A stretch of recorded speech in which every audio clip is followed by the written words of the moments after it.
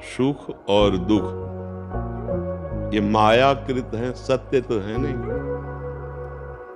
ये स्थायी तो है नहीं। जिसे सुख कहते हैं उसे अनुकूलता कहते हैं, जिसे दुख कहते हैं उसे प्रतिकूलता कहते हैं। जब अनुकूल परिस्थिति, वस्तु, व्यक्ति, स्थान मिलता है तो हर्ष होता है, और जब प्रतिकूल परिस्थिति, वस्तु, व्यक्ति, स्थान होता है तो शोक होता है। ये दोनों द्वंद्व के अंतर्गत है। सुख और दुख की सत्ता है नहीं।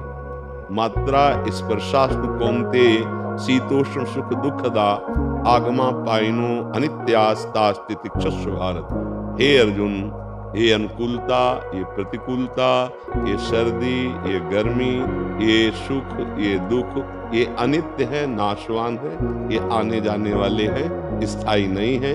इसलिए तुम इनको सहो। तास्ति तिक्षस्व भारत, भगवान कह रहे इनको सहो। सहने की सामर्थ्य मेरे स्मरण में है। भगवान ने कहा यदि हम नाम जप का ऐसा अभ्यास करें कि चाहे दुख आवे तो नाम न छूटे और चाहे सुख आवे तो नाम न छूटे। अब अगर आपका एक प्रश्न है कि दुख में तो नाम चलता है और सुख में नाम छूट जाता है, तो झूठ। इसलिए झूठ कि सुख का उपभोग करने वाले को दुख जबरदस्ती भोगना ही पड़ता है। अगर आपकी वृत्ति सुख का उपभोग न करती तो भगवान को कैसे भूल गए? सुख सिंधु भगवान एक तरफ है, एक तरफ वस्तु, व्यक्ति, स्थान, परिस्थिति का भोग है।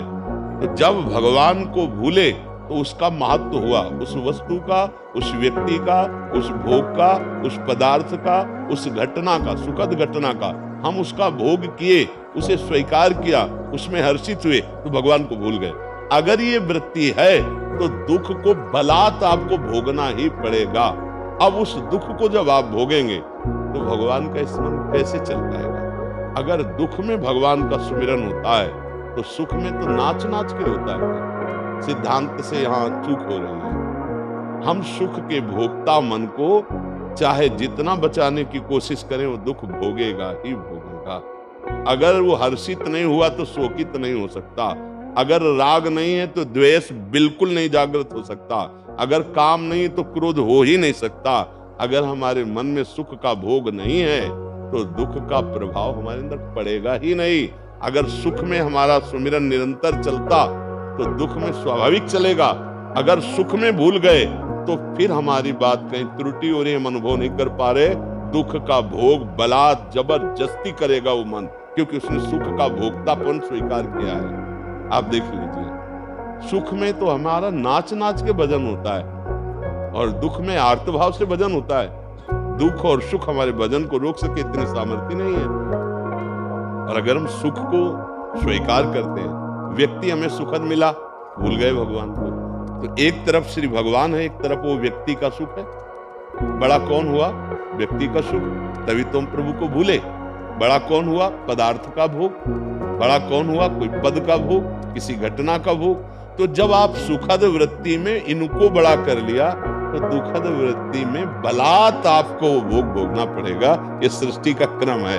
तो इसलिए हमें लगता है हम अभी अपनी सोच में, अपने चिंतन में सुधार करें, क्योंकि साधक है सुधार करने के लिए ही। हम सुखद परिस्थितियों में ऐसा नहीं कि हम उनका भोग ना करें। शरीर है, पानी पीना पड़ेगा, भोजन पाना पड़ेगा। सर्दी है तो उचित जो हमारे जैसी व्यवस्था, कपड़ा पहनना पड़ेगा, व्यवहार में जाना पड़ेगा। किसी की पत्नी है, किसी के मित्र है, किसी की बहू है, किसी के माता है, हमको इन सब व्यवहारों का पालन करना पड़ेगा, लेकिन साथ में नाम जप करते हुए। अगर नाम जप छूट गया तो दुख से आप बच ही नहीं सकते, नहीं बच सकते। फिर निरंतर नाम कैसे चलेगा? जब सुख में भूल गए तो फिर ये मतलब समझ में नहीं। सुख में नाम चल रहा है, दुख में भूल रहे हैं, और इसमें बहुत जल्दी सुधार हो जाएगा। सुख में हम भूल गए तो दुख को भोगना ही पड़ेगा। जैसे हम किसी से राग करें तो द्वेष में चाहना नहीं है, अपने आप द्वेष हो जाएगा। हम काम से युक्त हो जाएं तो क्रोध अपने आप आ जाएगा। आज कामा संजायते क्रोधा, शास्त्र जो सिद्धांत है भगवान की वाणी है। तो हम वो दुख ही नहीं जिसमें प्रभु का स्मरण चल रहा है।